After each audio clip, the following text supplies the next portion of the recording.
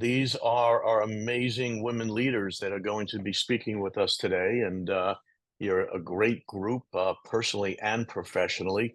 And today's delivery will by our subject matter expert and coordinating all this. Jen Willie has done an amazing job, and just in all of these we do programs that we do. And today we've got, of course, Laurie McAllister from London, Kyra from Montreal, Laurel, what city again, Laurel?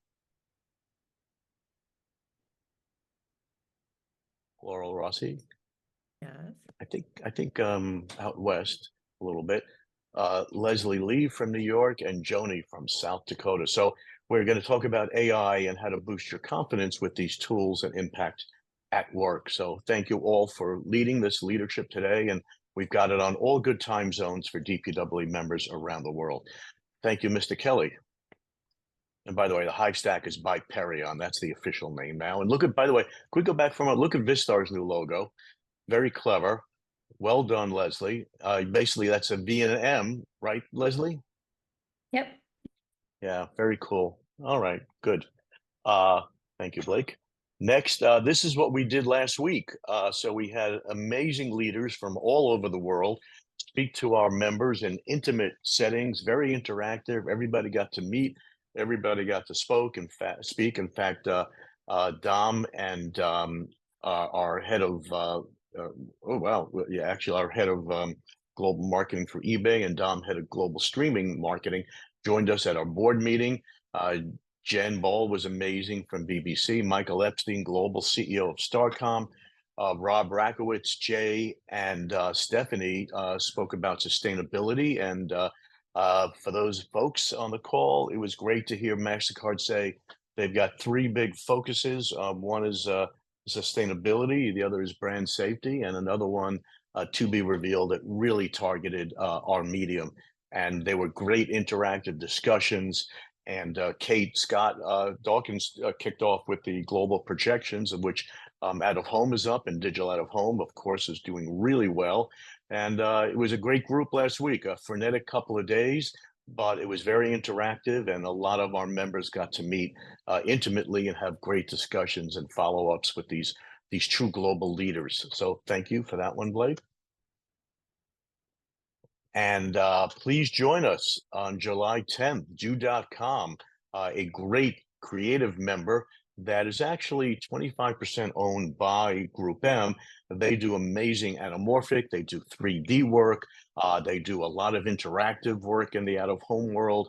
And I asked them how much their bid was for the great URL. As you can see it here, they actually have owned this for years. And Andrew over there and I, funny, he runs and owns the business that Group M does. And he and I worked about 20 years ago on sci-fi.com in Charlotte Street in London. And he's a very clever, creative guy with a great team. So please join us. Blake, what's the best way for people to join us for this? I would say keep an eye on your social media. If you don't follow Barry on LinkedIn, definitely follow Barry on LinkedIn. We'll be posting the link to register soon, as soon as the registration is set up, probably after this call. So stay tuned, and I will send everyone a link. Thank you. And we'll do a mailing as well, Mr. Kelly, right? Yeah, for sure. Excellent. So stay tuned to my LinkedIn and also look at your inbox and check your junk mail in case it goes in there. So please join us. These are a monthly special series that happens every month where everybody can get smart on the latest in tech, retail, and research as well. So please make sure you join us and tell your DPW friends. Thank you, Blake. And October 15th, mark your calendars. For those of you outside of New York, mark the whole week. We're going to have Shannon Reed, who has been in my brand council for many years now. Shen and I talk about Cam met in Monaco about 15 years ago. He was most recently the head of media for L'Oreal, and about 8-9 months ago, she got appointed the head of global media at GM. She's really a superstar. She's an amazing speaker. She loves the out-of-home world, and she's a good friend. So please come see her. The head of media for Danone, and you know all the Danone product. And then Mr. Ajay Durrani will soon be announcing some other superstar speakers. Every year, this gets close to 1,000 people. business leaders, thought leaders, influencers, and others. And please, if you're not in New York, spend the week here. Most of you in the call that are not in New York have been here, and it's just a great place. The Wall Street Journal comes, Ad Age comes, Bergie and Digiday come. It's an amazing full day. We go from breakfast to cocktails and lunches included. It's on the Hudson River, Chelsea Piers. It's an amazing place. Thank you, Blake. And this is something that just came out yesterday. McKinsey published it. And the reason for the genesis of WE.DOOH, I think now about 7 years ago, is that I noticed there were certainly too many middle-aged white guys in the business, a lot from Middle America, in the UK, from the Midlands. And with diversity, we get innovation, we get ideation. It's incredible for humanity, and it's also incredibly important for business. And here's some of the stats that just came out. Businesses experience improved performance, 35% more likely to outperform their competitors when there is more diversity. Better decision making. Diverse teams are 87% better at making decisions. More engagement. People are excited and committed to their work. And diverse companies are 70% more likely to capture new markets. So we encourage this. This is great training for male and female members around the world. Jen is not only a student, but a professor in the subject, and she's doing a lot of teaching all around the world, from Japan to America and other places. And Jen is amazing. For those of you that have not seen her in action, you will in a moment. And Jen, it's wonderful having you, as well as our wonderful board of directors who are joining us here today. It's a great program, and we work hard at making this very educational and smart and setting goals. Okay, let's go to the last one, I think, Mr. Kelly. There we go. So now I'm going to turn it over to Jen. Thank you, Lori, Kyra, Laurel, Leslie, and who was the last one there? Blake? Who did I leave out? Joni. Joni, there you go. Joni from the Dakotas. Go ahead, Jen. Thank you all for being here today. Well, wonderful. Thank you, Barry, for your support, and Blake and Ajay. I'm happy to say this is now our 6th year that we have WE.DOOH in place. And so we're so glad that you're here. It is all about empowering women to be able to achieve their potential, as well as for all of our allies to help you achieve your potential as well, and make it easier for you to understand what you can do to be that ally and upstander. But today's going to be really valuable for everyone, I promise you. I can't wait to dig in not only into the content about how you can use generative AI to boost your confidence and impact, but also to hear from the incredible panel that we have coming up. But first, I'm really excited to hear from Lori McAllister, who's going to share a bit of her journey with us. And so, Lori, I'm going to turn it over to you. Thanks, Jen, and it's been lovely to meet you, and thanks to Barry for the intro as well. So hi, everyone, I'm Laurie. It's lovely to meet you all. Because nearly everyone is US-based, I think there's not many of you I actually know in real life, so nice to be introduced to so many new faces. So I'm head of marketing at Talon and Grand Visual. For those of you that don't know Talon, although I'm sure some of you know the US or the Canadian business, we are a global out-of-home agency focused on planning best-in-class out-of-home through a variety of things. But I'm not here to sell Talon. I'm here to talk about myself. That's the brief. So that's what I'm going to do for the next 5 minutes or so. Although, to be honest, when the DPAA asked me to do this, I instantly thought, what have I got to say that's of use? Why would anyone, and I'm not going to swear, but why would anyone care about what I've got to say? But then I caught myself and thought 2 things. One, if one of my brothers was asked to do this, they would never think that. They would just go, yeah, of course, on I go to talk about my career. And then I also thought, if I've got nothing to share over a decade-long career, then what have I been doing? So here I am talking about it. And if what I say doesn't apply to what you say, and if you hear me talk and you think nothing of what I've got to say, it doesn't relate to you, then I would hazard a guess that something will apply to some of your team. So hopefully it kind of unravels a little bit more of understanding them a little bit better. So imposter syndrome is a really real thing, right? And it's something I experience often. And actually, no matter who I talk to, often lots of us are feeling it. Sometimes I think it's backed by real fear, and sometimes it just sneaks up on us. And it definitely sneaks up on me, like I've just talked about. So I've had a really squiggly career journey, and that's a bit of a UK term, I think. But what I take it to mean is it's been ups and downs, snakes and ladders. I've been in and I've been out. And I used to be a bit ashamed of that, but now I see it as a strength. So for those of you that don't know me, I'll explain it a little bit. But I started in out of home, and my first job ever was in out of home. It was at an airport media owner. And obviously now I'm back at Talon as an out of home agency. But in 2017, so that was 7 years ago now, I stepped away from out of home and away from my media career. And this is a point where I'll be quite candid in that I'd been really struggling with my mental health, and I had decided to stop drinking to support my mental health. And I know it's different depending on where you are in the world, but media in London is very boozy. There's lots of alcohol-fueled lunches, there's lots of drinking in the evening. And at that point, I just couldn't be the me that I needed to be, alcohol-free, and do my job. I couldn't see how I could do it.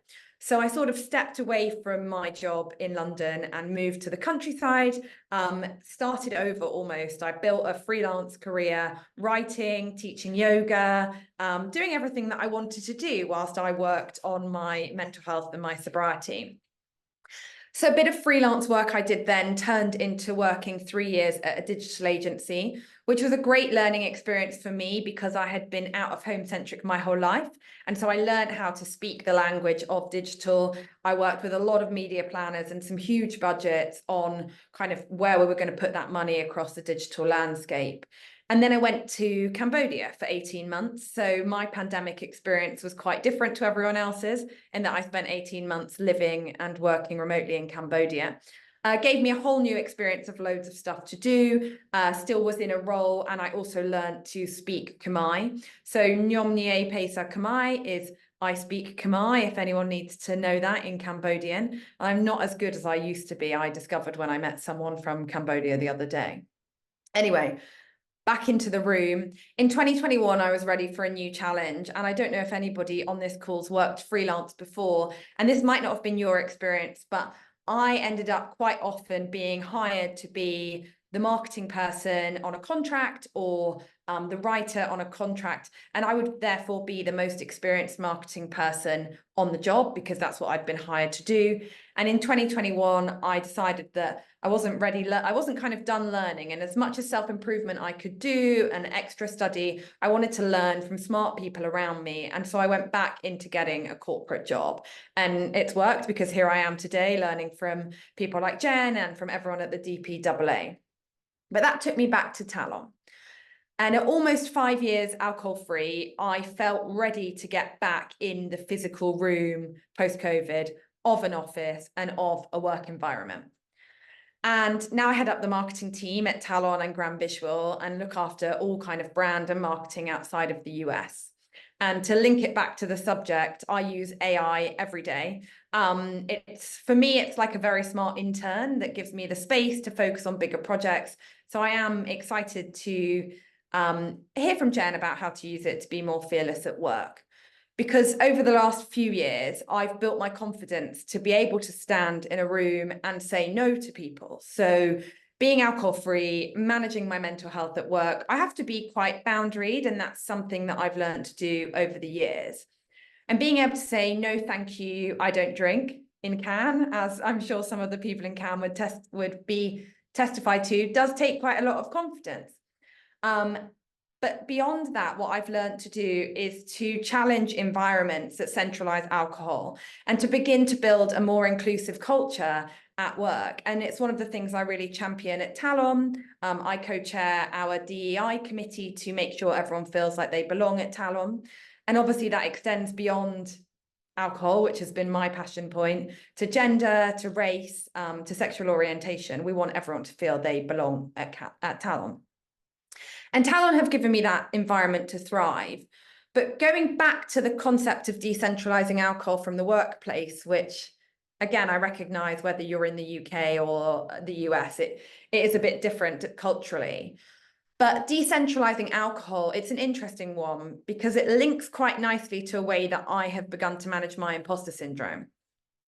So there are synergies between decentralizing alcohol in the workplace, offering alcohol-free options, planning activities that don't center around booze or going to the bar, and decentering myself from the conversation. So for me, managing imposter syndrome isn't about faking it till I make it. I know that works for some people, but it just hasn't worked for me because my brain goes, I can't fake it. I shouldn't be here. I've tried it, doesn't work. But it's to let go of my kind of insecurities and negative thoughts that come up and instead to accept the opportunities I'm given. So in the same way that you'd accept a present on your birthday, when someone says, oh, do you want to do this thing? Rather than being given the present and going, I don't deserve this present, don't give it to me, give it to someone else. Instead, I think of it as, thank you for this present. I accept that gift and off I go and do it. So it's a new story that the world is asking you to live out rather than running the same old story, because who am I to judge whether or not I'm right to do a thing? I'm stuck in my own emotions, my own thoughts, my own negativity. And if I accept it as a gift and a new learning experience, it means that I can get out of my own head. And I think that's something that I've really tried to embed in my teams as well. Quite often they're like, I can't present this, you do it. And I'm like, no, this is an opportunity for you to learn, because at the end of the day, and again, I'm sure we all know this on this call, but this is something I tell my teams a lot. Nobody truly knows what they're doing until they've done it. And when being given an opportunity that might make you feel like you've got a bit of imposter syndrome, it gives you the chance to learn how to do it. So after today and this speaking experience and addressing all of you and hopefully giving you a little bit of food for thought, or at least introducing you to me so we can connect afterwards, I've got another speaking experience to show me that I can do it and I do have something valuable to say. So thank you for having me, Jen. Hopefully I took out those 5 minutes and didn't run on too long. I look forward to learning from you today, Jen. Thank you very much. And if anyone wants to chat or connect, I'm going to put my email and my LinkedIn in the comments. And I'm always up for chatting more about inclusivity, marketing, out of home, whatever you want to talk about. So thank you for having me. Lori, thank you so much for your vulnerability, your authenticity, your openness to your journey. I think it's so helpful for all of us. You're the kind of woman that would give me imposter syndrome when you are so successful and bright and you have a way better accent than I do with a terrible Staten Island accent. And so it's so helpful for all of us to remember that we feel this way. And in fact, for many women, they've learned that it's shocking to them that as they continue to go up the ladder many times, imposter syndrome will rear its ugly head because you're taking a bigger leap than you have before. And what got you there won't get you to the next place that you're going. So we're not going to spend this whole time talking about imposter syndrome, but thank you for getting us started, Lori, and thinking about confidence. And what we're going to use our time together is to talk a little bit about demystifying how you can use AI, understanding prompt engineering and how you can be using that to boost your confidence, and some practical applications as we go through this. And then, as I had mentioned, we're going to get to hear from those industry leaders that you see here, which I can't wait to hear what they have to share around these topics as well. So as I had put into the chat, and I will put it in one more time for you, we want everybody interacting here. And so you can do that by clicking on the first link that you see there for Menti, and you can answer the question that we have there just to get a sense of, let's call it, the proverbial room that we have here. The other thing that you see in the chat is a link to highlights from today's session. And that is because I want you to really just be here and focused and present to get those creative juices flowing and not have to worry so much about taking notes or anything like that while we're together. So you can really start getting creative about ways that you can use AI to accelerate your success. So let's get started here. Keep in mind that We will have a Q&A towards the end, and you can ask any question at any point through Menti. I always think it's better to wait a bit towards the end to make sure that we don't cover it off. But the other thing that you can do is vote up those questions that you would like to see answered most by both me and the panel as we get to that. So we all know AI is everywhere right now. I'm sure for those of you who are in Cannes, it was probably a part of every single conversation. And look, love it, hate it, or fear it, it is not going anywhere. But here's why we are not going to fear it. We are going to use it to make us more fearless. And that's because the latest research that's out just shows that for people who are using AI on a regular basis, it is giving the average business owner who they did the research with an average of 1 hour extra per day. So think about, what would you do with that 25th hour if you were able to get it? And that's why we're going to use this time to hopefully make your head spin a little bit less about everything that there is, because there's a lot to learn. And for most of us, this is very new. We don't have to worry about the whole list of the different types of AI right now. We're going to focus on natural language processing and large language models and how we can use those primarily through the generative AI tools that are out there right now. So here are 5 of the leading generative AI tools. Again, this is in the handout, links to all of them if you haven't used all of them yet. They all have different benefits and drawbacks, and it's constantly changing. So for example, just this week, Claude dropped Sonnet 3.5, which based on research out there is supposed to be superior to ChatGPT from a quantitative reasoning perspective at the graduate level. So it is constantly changing. Use many of them, get comfortable with many of them, and that's all that matters. So if you have any generative AI tool on your computer or on your phone, use that as we're going through this. Now, one of the things that I love is that I'm a ChatGPT 4 user most often, and it's because it allows me to store information about me. And so now as I go in and ask questions of it, it's giving me results through the lens of Jen Willie or the lens of how wet cement would respond to a partner or a client. And so that's one of the advantages, but this landscape's going to keep changing. So the question that we asked through Menti that we'll take a look at here so we can get a little bit of a sense of who we have in the room right now is, how often do you use generative AI? And let's see, we've got 45 people who have already answered, and it looks like most of you are starting to play with it. There's about a quarter of you who are using it every day and it's changed your life. I'm in that group. And then for those of you who say, you know, you need to, hopefully this will give you a really easy starting point to start to understand some of the ways you could and should be using generative AI. So let's start to really get into this as to why all of you could and should be using it every single day. It is the greatest help you can ever have to get started on those tough tasks. So when you were looking at that blank screen and you don't know the first line to put down, this is where to start. When it comes to confidence, it can actually help you challenge those limiting beliefs. So when you tell yourself you can't do something, you can actually put into ChatGPT or any of the others whether or not there's evidence or proof showing that you can't do something for yourself. It can help you take risks, very helpful for having tough conversations. And importantly, it's a way that you can ask for help, especially for those of us who struggle with that. That's one of the imposter syndrome types of competence, is people have a hard time asking for help if you are struggling with your confidence in any way. It's actually called the soloist.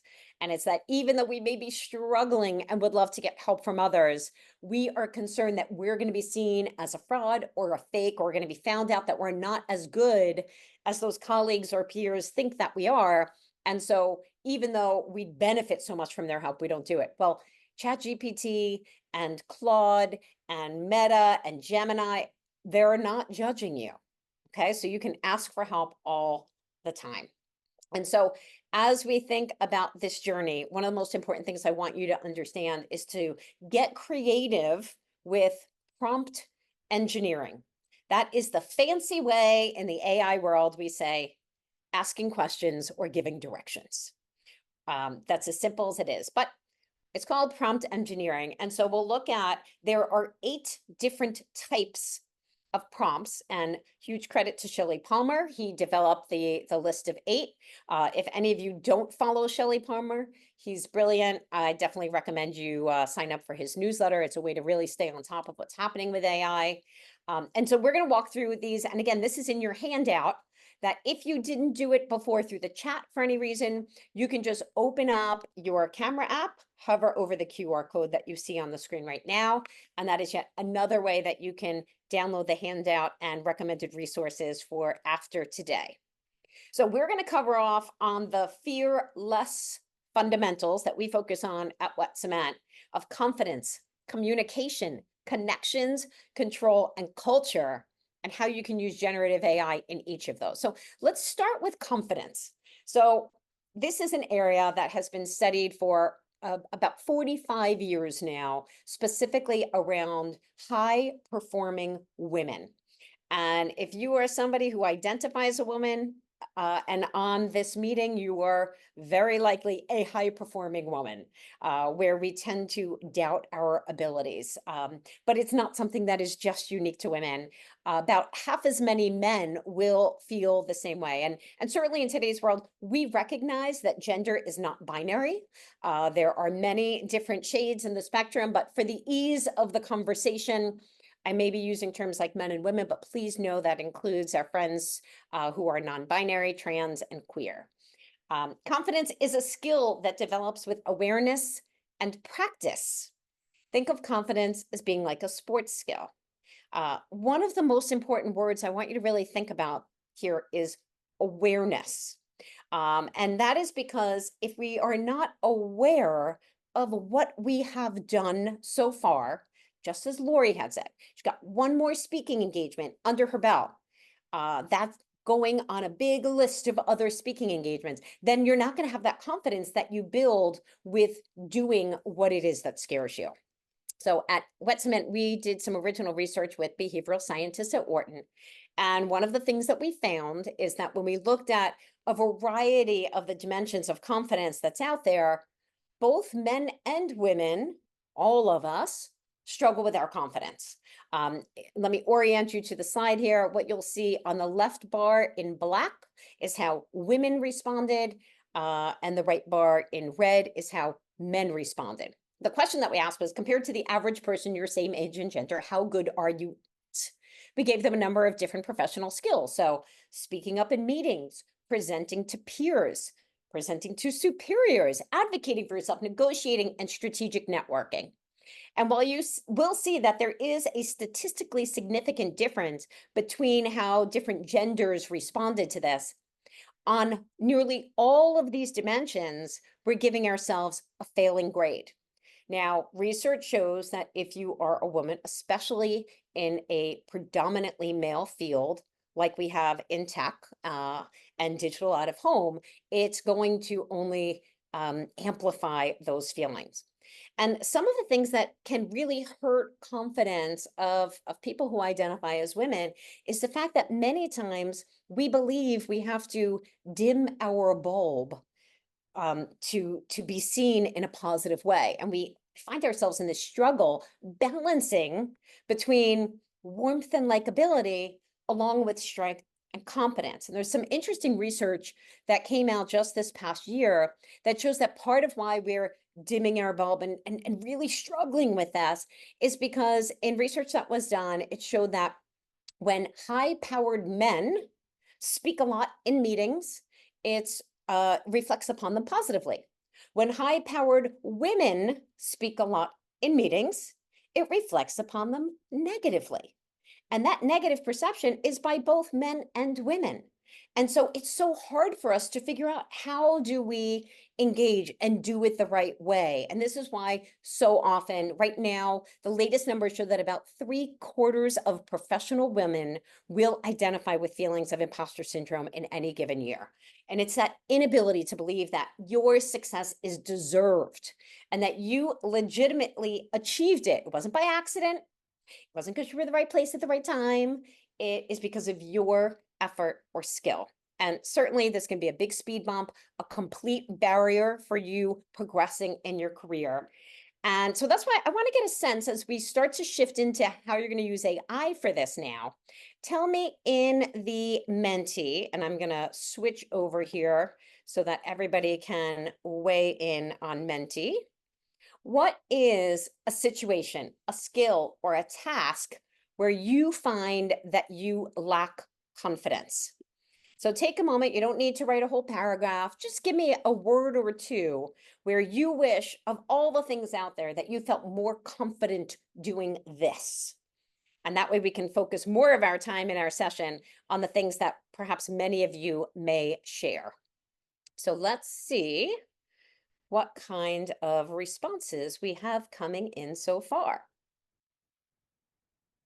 Okay, we've got public speaking, networking, negotiating, self-advocating. Now, if there's anything that you identify with that you see on this list, put in the exact same word that you see there, because this is a word cloud. And with higher frequency, you're going to see those words that much louder. Certainly public speaking, negotiating, networking, presenting, same as public speaking, essentially. A lot of that. Okay, so this is incredibly helpful. You can keep these coming in here while I am going to switch us back so that we can get into that mode of how are we going to use AI on our behalf. So research shows that one of the most powerful things that you can do to increase your confidence is to keep a catalog of your achievements. I like to call this a confidence catalog. And the way you do this is once a week, ideally every Friday morning, you put a recurring calendar appointment on your phone or in your calendar for just 5 minutes a day. I like to do it at the start of the day, because Friday afternoon, who's paying attention to confidence catalogs? And I look back on the week and I say, what have I done this week that I'm proud of? Or if I have a hard time seeing I'm proud of something, what if Leslie did it or Ajay did it? Would I give them a high five and say, great job, you should be proud of yourself? And it doesn't necessarily need to just be doing a presentation or sharing your vulnerable story like Lori did for 90 people. It might be even just having a tough conversation one-on-one with someone, or closing a deal, or asking for more, depending upon your role within the organization. And then what you do is you just, anything that you've done for that week, you just add it to your list. And you could use any tech tool that you like. I personally use my Apple Notes for it, but you could use Google Sheets or Evernote, whatever you use normally that you can access anywhere, because it might be that something comes up and it's not on a Friday morning and you want to just add it to your list so that you don't forget about it. Now, here's the thing. One of the great parts of having a confidence catalog is that if you get to a Friday and you look back on your week and there is nothing that you can add, all you have to do is look at your next week's calendar and identify what is something critical that you need to do to move your mission forward, and add that to your calendar. Block that time so that there's no chance that next week you're wasting all your time with the minutia of life, but you would have actually held that time that you're going to be proud of how you used it. Now, here's the great thing as well. So there's 2 things that you can do.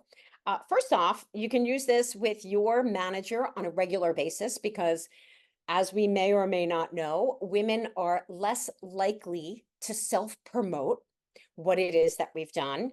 We're also less likely to advocate for ourselves as well as our teams. And a lot of that is based on the bias that goes along with how we're perceived in the workplace. So this is an opportunity with your manager to, on a regular cadence, talk about those great things that you're doing. So it doesn't get forgotten about, or you're not just waiting for it to get noticed, and it never does. It's also something that you can start using if you have direct reports, so that you're making sure that they're thinking about what are they doing that really matters every week, and that you'll know about that as well. So I want you right now to open up your calendar. Right now, do it. Open up your calendar, you can still hear me, and add a weekly recurring confidence catalog to your calendar. And I'm going to tell you why. Because here are the ways we're going to leverage AI once you start doing this on a regular basis. So the first thing that you can do is you can use the type of prompt called an analysis prompt. And that means that after even just a few weeks of entering into your confidence catalog, you can ask whichever generative AI tool that you use to say, using my accomplishments from my confidence catalog that either you attach or you just copy and paste it in, analyze my leadership traits and greatest strengths. Because until we know what those strengths are, it's really hard to step into that power and then help others and use it more for good. And I will tell you, I did this myself, and I was actually surprised at some of the things I saw in terms of my strengths. And this is what I do for a living now. And so I promise you it will be valuable. But here's where it's even going to get more valuable for you in terms of how you can use it. Anybody here have to do an annual self-assessment? If so, give me a thumbs up. Okay, yes, I'm sure all of you do. And if you don't have to do an annual self-assessment, you probably need to change companies because they're not investing in employee development and talent. So if you are, one thing that you can do is take your entire confidence catalog, load it up into your generative AI, and then when you get your annual assessment, use that as your starting point to answer all the questions in the annual assessment, or even to write the personal perspective on what you've done over the last year. Now, don't just use it right out, use it as a first draft. But what happens is the way the brain works is we can't remember every single thing that we've done over the course of a year. I can't even remember what I ate for breakfast this morning. And so it's impossible to remember some of those great things that you've done perhaps 6, 8, 9 months ago. And this is a way that you can literally attach your confidence catalog and then copy and paste your performance review questions right in there and be able to not only have a running start at your self-assessment, but have a more thorough and comprehensive view than you ever have before. So if you are in for taking this challenge, what I want you to do is give me a little whoop whoop, and you can put it in the chat or you could take yourself off mute. But who would like to have an easier time doing their self-assessment? Give me a little whoop whoop. Okay, Blake, give me a little celebration. Okay, I see some thumbs up and whoops. Perfect. Okay, so let's keep moving on. And as we saw, the area where so many of you could use more help is around the area of public speaking. So there's a few different things that we can do here and leverage AI. So one of the things, and I also saw advocating for yourself is important as well. So you can increase your influence and your credibility if you're using assertive language more. And so think about how you can go into those situations where you have to make an ask of someone, and you can actually use a type of prompt called a role play prompt. So depending upon the kind of role you might be in, let's say you're Leslie Lee and leading up marketing, you might say, role play that you're me, and I'm asking my manager for a larger budget in 2025 to invest in new AI-driven marketing software. And guess what? You could even ask AI, what's the best new AI-driven marketing software out there that I wasn't aware of? Or for sales, think about how to role play to ask for a larger share of your budget from your clients. And you could even just put in a few things that you've done in terms of the KPIs and the performance that you delivered for them. So this is a great way to start being more assertive. So it's less of coming at it from a, would it be possible? Or, I'd really love it if we could, to a, here's what I'd like you to do, and here's why. And the language that you'll get from generative AI can be really powerful to get you comfortable with it. What I'll do in many cases when I want to use more assertive language, I'll say, give me 3 different ways I can say this. And then I pick the one that feels most close to what's authentic for me. Now, the best way that we can use generative AI from a communication perspective is if you have a big presentation coming up. What I want you to do is, first of all, you need to practice for it. Nobody's ever great right off the bat. So record yourself using your video conferencing platform of choice. Do it once and record yourself. Then download that transcript. Then upload that transcript into your generative AI tool of choice. And then you can ask it things like, what are my filler words? Identify the phrases that I use multiple times. Where am I using language that is not assertive? How can I make this more interesting? Can you give me a hook at the beginning? Based on what I said, can you provide me with a summary of the top 3 points or 5 points that people should walk away with? And then incorporate that in, present again, record it, and do that one more time. And I promise you, you will start becoming a much stronger and confident communicator and presenter with time, because you have your own coach living in your apartment or your house. You could work with me. I'll charge you a lot of money. Generative AI is free, so why not use that as a starting point? Okay, the other thing that you can do is provide instructive prompts. So for those of you, especially that might be in sales, you can think about from a communication standpoint, you can actually use it to draft your communication, strong, powerful communication, like draft an email to X partner who's going to be at the DPAA annual conference, highlighting my company's unique capabilities based on this attached capabilities deck uploaded related to their priorities that's highlighted in their annual report, earnings transcript, 10Ks, whatever it is. Go download that from the internet. If it's a publicly traded company that you're calling on or working with, it's all available online. Download it, upload it, give it an instructive prompt. Okay, give me a thumbs up if you're following along so far in terms of some of the creative ways we can start using this. Do I see any thumbs up out there? Okay, I'm seeing some thumbs up. Thank you. I want to make sure you're following along here. So now let's talk about connections. This is so critical in this industry, and expanding your network. We've talked about building your personal board of directors in previous WE.DOOH sessions of how important it is to have those mentors, peer mentors, allies, mentees, and certainly sponsors with power and influence who are talking about you and you're not in the room. Here are 5 ways that you can start using generative AI before you get to that DPAA conference coming up in October. You can, first off, ask for referrals and introductions, not asking ChatGPT to introduce you, but you can say, I'm going to the DPAA conference and I would like to ask my friend Marcy Weisler for an introduction to Blake Kelly. And I want to do it in a way that seems kind and humble and that I really appreciate her help, and make it short and sweet. Boom, you're going to have an awesome version of how you can ask for those introductions and referrals. And then you could use that template. You can save that template and then just change out the names, You could also craft pre-event outreach. I'll show you an example of that in a second.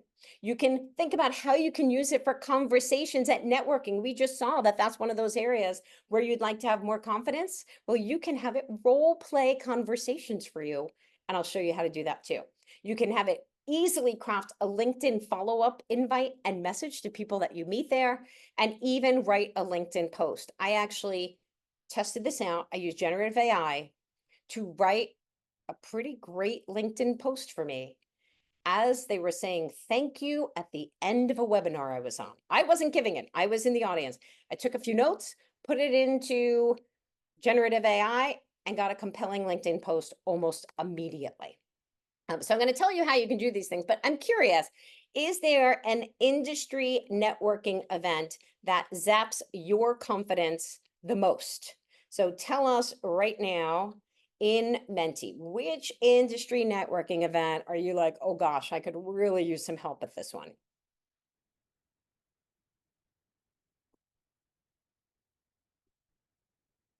And let's see what everyone has to say here.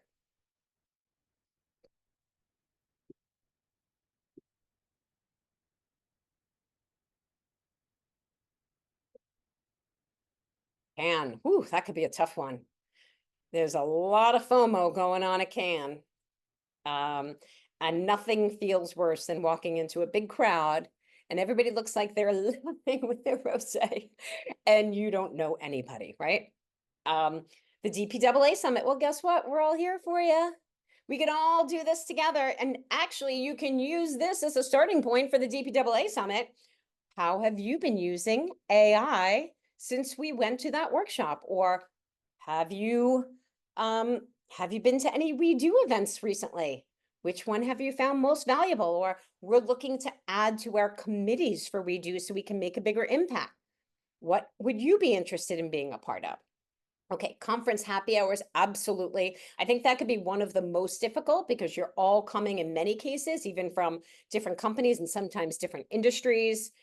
Okay, so let's just take a look at how some of those ways that we can really start using AI for, let's really focus on two different things. So as you get to, so when you think about networking conversations, one thing that you can do is give it a role play prompt, inserting in one of the topics that you just heard being talked about. So you could say, imagine that I am at a networking mixer at the DPAA conference where everyone cares about digital out of home. And I just saw a session from the CMO of GM who talked about, insert topic here, programmatic and how it's taking over streaming. How can I use this in a conversation?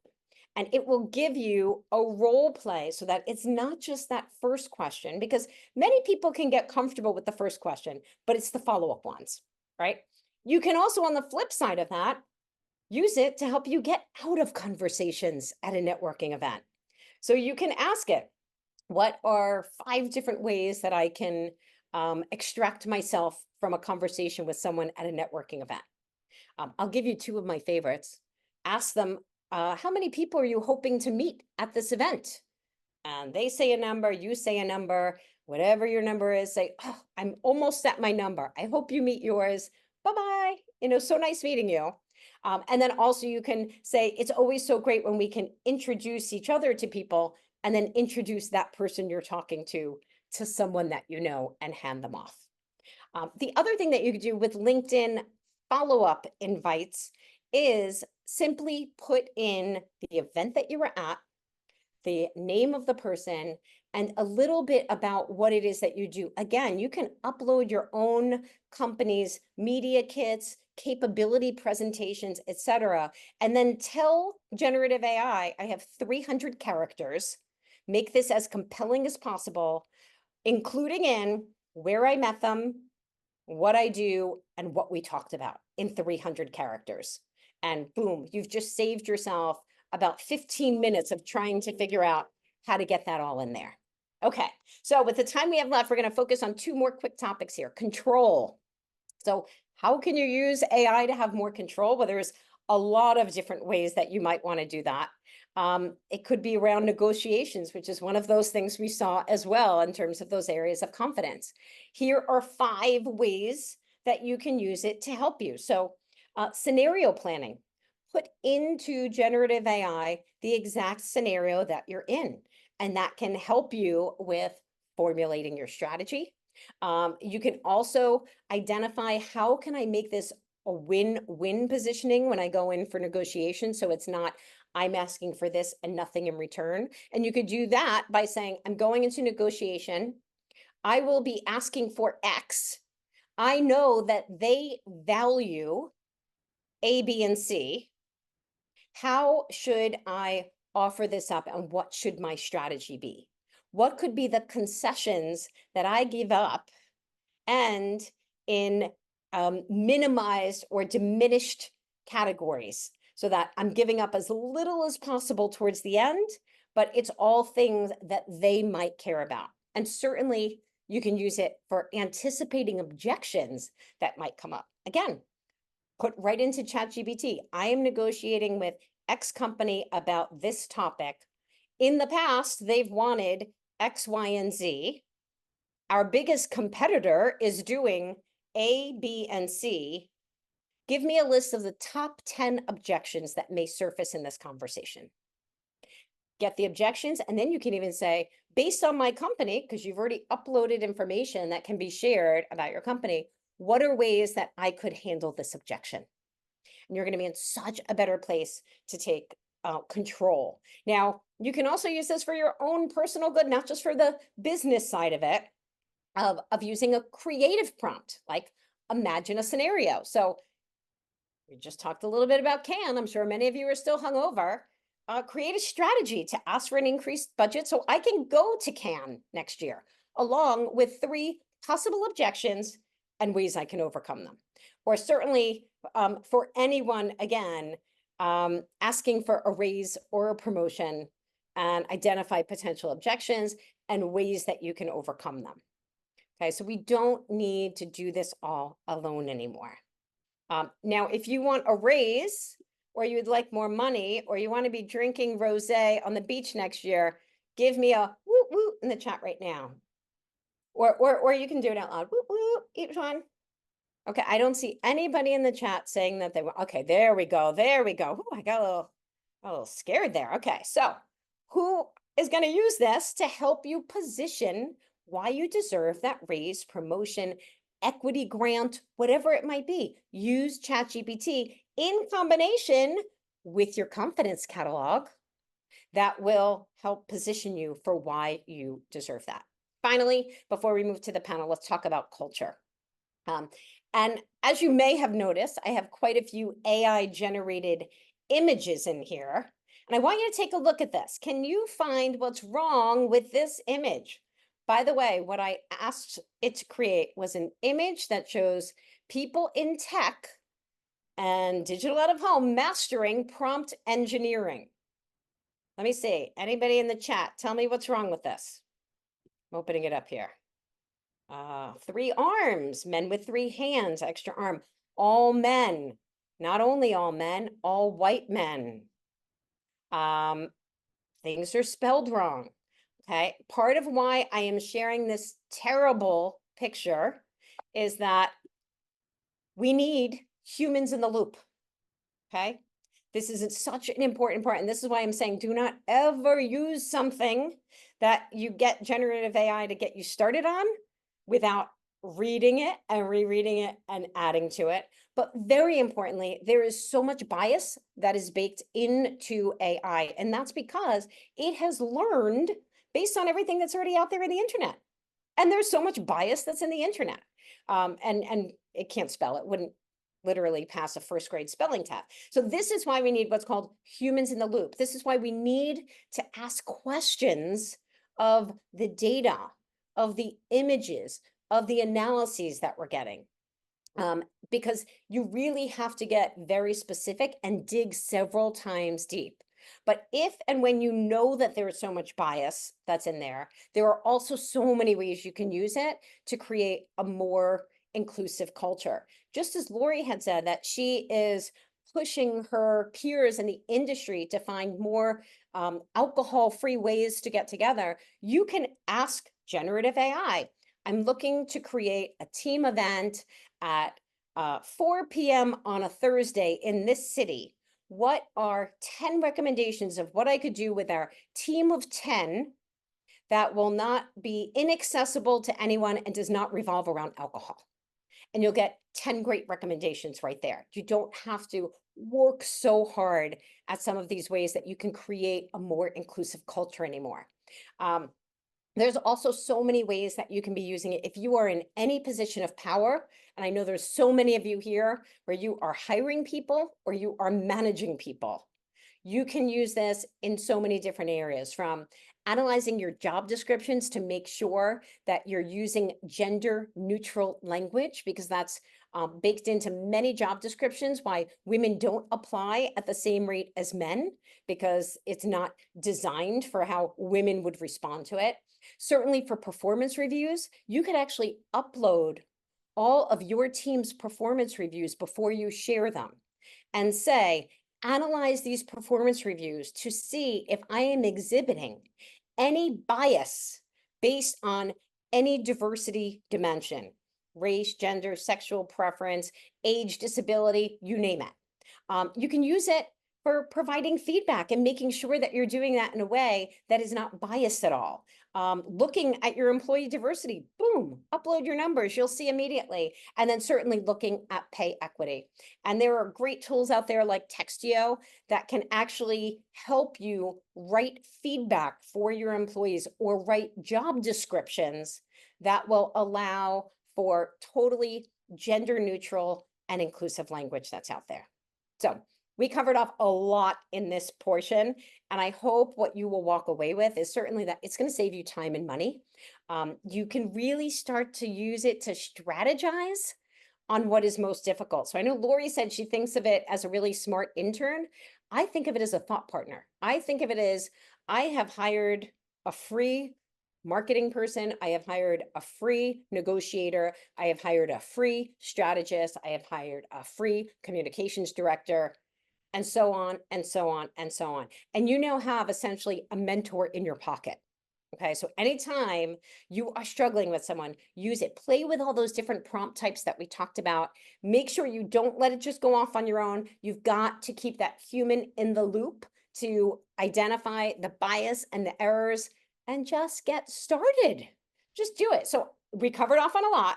I am curious to see, what is the one thing you will make a commitment to do differently after our session?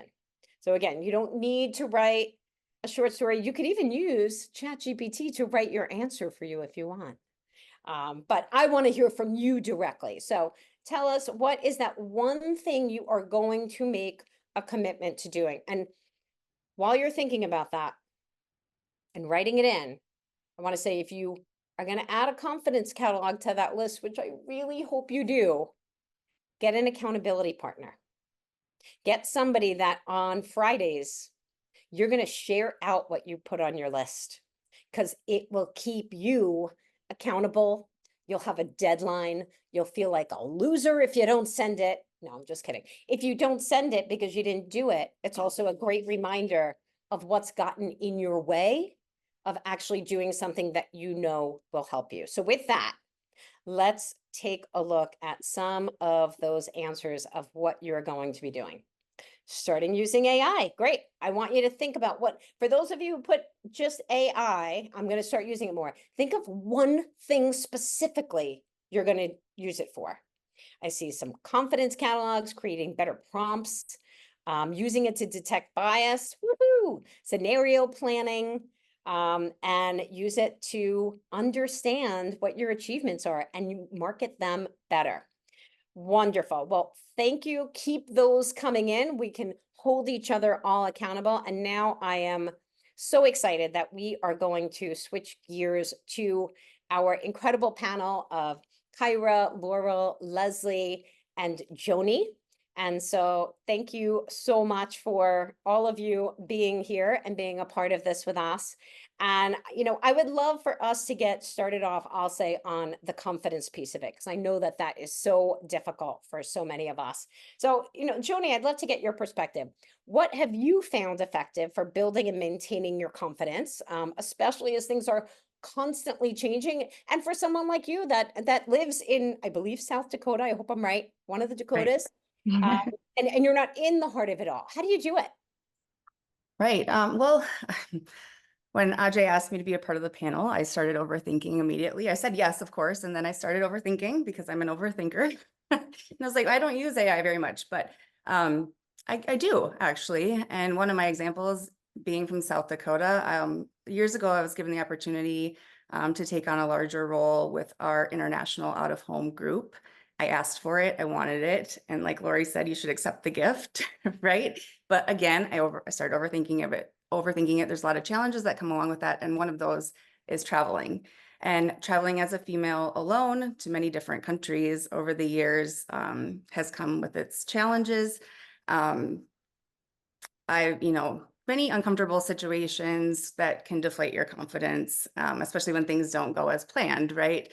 Maybe asking for a female taxi driver and getting a male, not being able to check into your hotel without a male colleague, just lots of different things. And what I boiled all that down to was basically not being able to communicate effectively in different languages, only speaking English.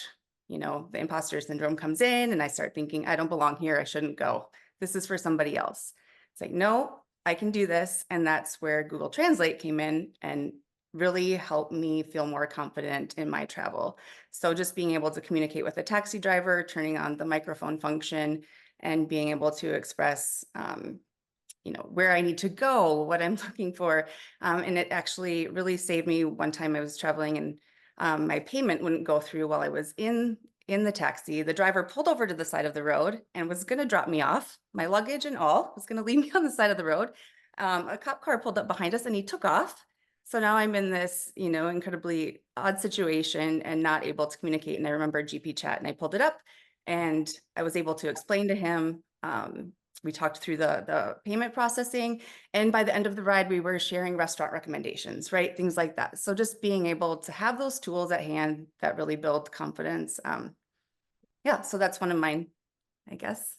That's so helpful, and quite frankly, it's something we all could and should be using anytime we travel. I'm curious for the rest of the panel, any other tools that any of you might use that you find in those moments when you need that little boost of adrenaline and confidence, a reminder before maybe you're stepping on the stage or in front of an executive team or the board of directors that helps you out?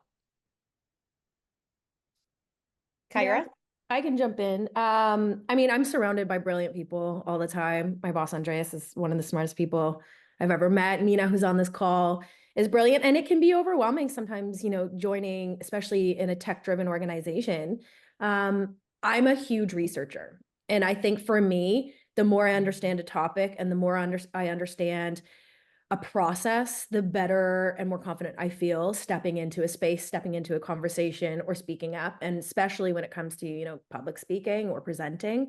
So, back in the day before AI, it was about reading books. I worked in a media organization. I was surrounded by journalists. So I understood AP style writing, and I understood how they, look to grammar and how to really, really sort of own my skills. Now with AI, even putting together little research notes or little fact checking notes and really being able to understand something that could be complex like RTB or algorithms or something that was highly technical, having that, even if you already understand it, but just checking in is really helpful for me. So I use a lot of ChatGPT to put together notes or training notes or even to support documentation and fact checking just to feel a little bit more confident about a topic. So that's one example. I love that. That's such a helpful way. Have you found that one platform versus another is most helpful for you? I like ChatGPT, maybe just because it was the first one I used and it started to really, understand me and my usage and the prompts for that. Also Google, just in general, we use Google Enterprise. So there are some within Gemini as well, but ChatGPT is kind of my my lean in for my tool right now of choice. That's great. I will tell you, when it comes to creating imagery, it's fascinating when you put the same prompt into a few of the different AI platforms and just how different the responses can be. Now, I want to go back to something Joni was talking about because it was confidence in communication.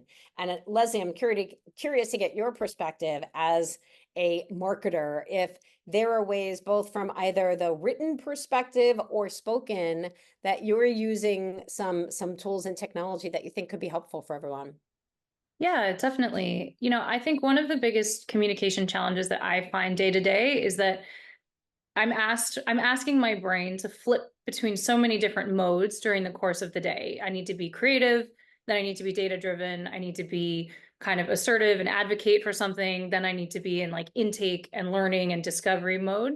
So I use AI, I find a lot to kind of help my brain flip into whatever mode will be most effective for the situation. So you know, I personally find it a lot easier to edit something than to write it from scratch, as you mentioned, that blank page syndrome. So I use AI a lot just to get my initial ideas out into a document. And then I pretty much end up rewriting it from scratch. But it's like I can act as if someone else wrote it and not be so critical of formulating my own ideas, but actually just help and work on refining them. So I use AI a lot in that mode. And I think that's also a way it can help with that imposter syndrome. You know, if this were a document or a proposal that my CEO had brought, I probably wouldn't be questioning the validity of every single thought.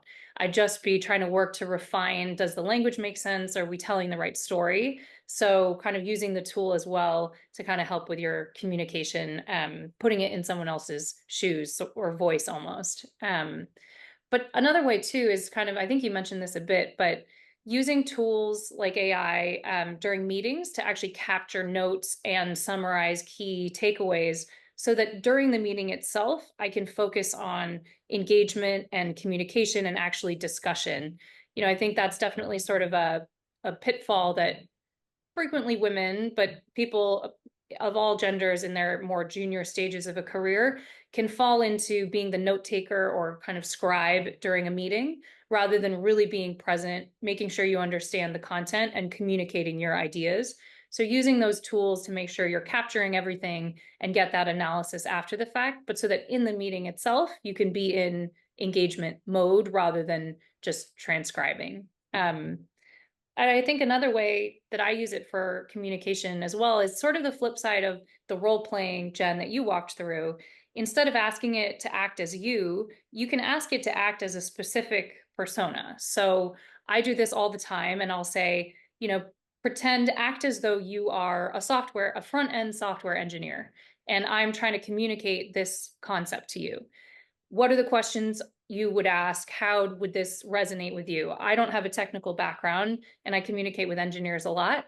And it can be, you know, there can be a communication gap there. So using the tool to be pretty specific, or, you know, we do it with clients a lot. So let's say act as a CMO that has no familiarity with the out-of-home industry. Here's my pitch. What would you understand from it? How can I improve it? So really using the tools to kind of allow you to think about your communication and how you might need to, you know, refine it. Gosh, I love those ideas. And you know, when you think about communication and how you can use it in a way that's genuine and authentic to you, building on that, if you haven't done this yet, record a number of different conversations that you're having, and then upload them into your generative AI platform of choice, the transcript, and say, this is my voice. Capture my voice or the tone or the way that you speak. And then when you want to use it for creating communications, you can actually instruct it to write it in your voice, which will come out entirely differently than the basic level that will come out. And obviously, when it comes to connections and networking, that could be one of those areas where it can be so challenging to even get started, like you said, with that blank page. And so, Laurel, I'm curious for you, somebody who is connecting now in so many ways with so many people around the world. How have you been finding that you're able to use tech or a specific AI tool that might help you with forging some of those important relationships? I'm going to go backwards to go forward a little bit. I think when I think about all of the opportunities we have, I'll call them opportunities, whether they're terrifying or not, to connect with people. And sometimes we just have to do it, right? You're invited to something, you need to speak at something, etc. I will say that being able to talk about something other than work is a great connection point. And so one of the things that I do, and I use different sources all the time, is I will really do some research around something topical. And so what's going on in the world, stay away from politics, of course, but I really do focus on something that's going on socially. And then that's my own icebreaker, being able to, when I have to walk into a room of people that I just don't know at all. And so there's been a lot of that lately. There's been a lot of ice breaking with new companies and trying to make new employees feel comfortable, et cetera. And I do find that the off-work conversations are super helpful. I sometimes I go to Reddit, depending on whether I want to, sort of a populist, set of thoughts. I'll go to ChatGPT. I'll do a bunch of things, but sometimes I'll go to Newsbreak if it's a bunch of young people in the room and I really want to understand what's going on, socially. So I would just say the reason I said going backward is I was thinking about that social anxiety piece that we're all forced to, engage in all the time. But my real, I'm grateful for this moment because, in this get together, because I do think we're also pressed for time. I have found that over the course of my career, really just showing up and making myself available generally is more terrifying before it happens than when you have to be in the room, right? And the benefits of showing up, and over time, the accumulated benefit and doubling down on those participations really pay dividends in terms of career. And so I've found that joining an association, I've been on the board of the Ad Club of New York for more years than I can count. As an example, when I moved back from Boston and I wanted to get back in touch with the New York ad community, as an example, it was amazing. But my personal connection to it, and I'll get back to technology in one sec, is in doubling down on being part of organized groups and associations, number one, makes me feel like I'm giving back to the next generation, particularly women. And the other is it is created a network of people for me. And I think that network is just my absolute go-to. Whether we have a group chat going and I can get the answer to anything in an instant, or I can, I have people on speed dial, if you will. I don't know that I call that technology necessarily, but the point is those people in my circle, from those, putting myself out there in those associations, has paid back in dividends in terms of confidence as well. So not just business connection, but also confidence and being able to have that immediate gratification when I don't really understand, whether I should go right or left. So that's very personal and pragmatic for me. But the experience that I think back on most fondly is I was at an Andy Awards judging in 2017. And I was having a conversation about a colleague who hired someone with Down syndrome into their organization. And he was talking about how it changed the culture of the company. And I have a daughter who is neurodivergent, and she was very young at the time. And I thought, what is she going to do when she graduates, right? Is she going to, what's the course? And there are a lot of school groups and all of that, but I had never really had a professional conversation about the topic. And fast forward a year later, I started an organization called Creative Spirit. We find jobs for people with disabilities in our community. 85% unemployed, by the way, still true in every country in the world, sadly. But here's my point that ladders back to connection and technology. Today, because of technology, we can connect young adults with jobs.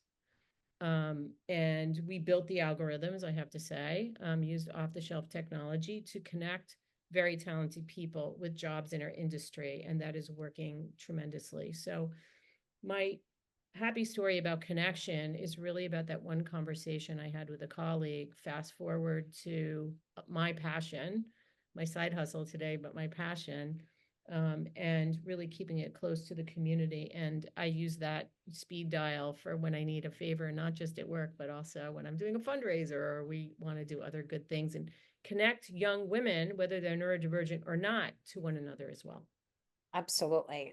Well, thank you for sharing your personal story with us and how you use that for good in a much bigger way.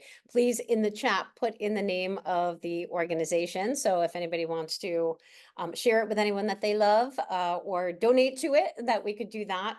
But I love what you said about the personal part combined with one of the challenges for women is that we are juggling so much. And research shows that post-COVID, we're still tackling so much more on the home front than our partners and male colleagues. And so I'd be curious to understand. I know that I use generative AI all the time now in my personal life to help me. So everything from organizing my grocery list by aisle for the grocery store so that I can be much more efficient when I go through there, to helping me write a roast for my best friend's 50th birthday. So it only took me 20 minutes instead of 4 hours. But I'd be curious, I know Kyra, as somebody who's been using this a lot and as someone to stay organized, how have you been using it for some of those like more complex tasks? Yeah, I mean, for background, my role is pretty demanding. We work across over 30 markets here at Hivestack. My team is situated in over 8 different countries and multiple different time zones. I have 2 young kids and decided I wasn't busy enough and got a puppy. So, you know, organization is like really important for me. If it's not in my calendar, it literally doesn't exist in my life.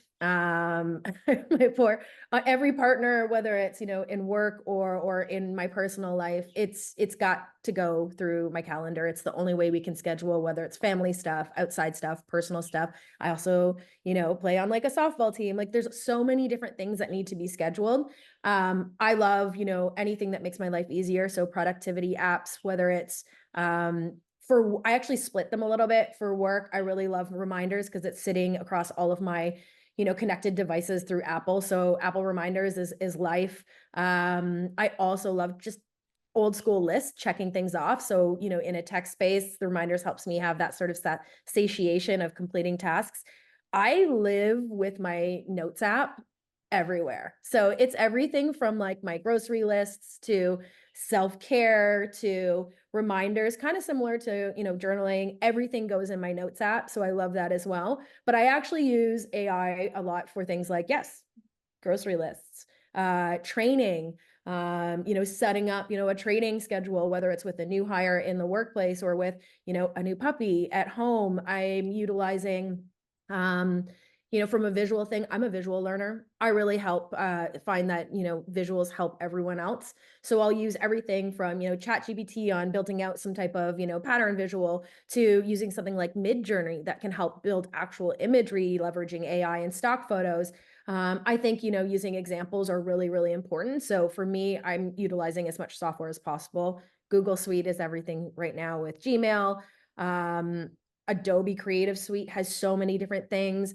My daughter recently had a birthday this weekend. We created these really cute, you know, birthday invites using InDesign, and I was able to, like, she loves corgis. So we had like, I was like, build me a picture with corgis and writing happy birthday and an 8. And like, it was a rainbow splattered corgi 8th birthday theme in honestly 5 minutes. So using different types of tools like the Creative Suite really helped me.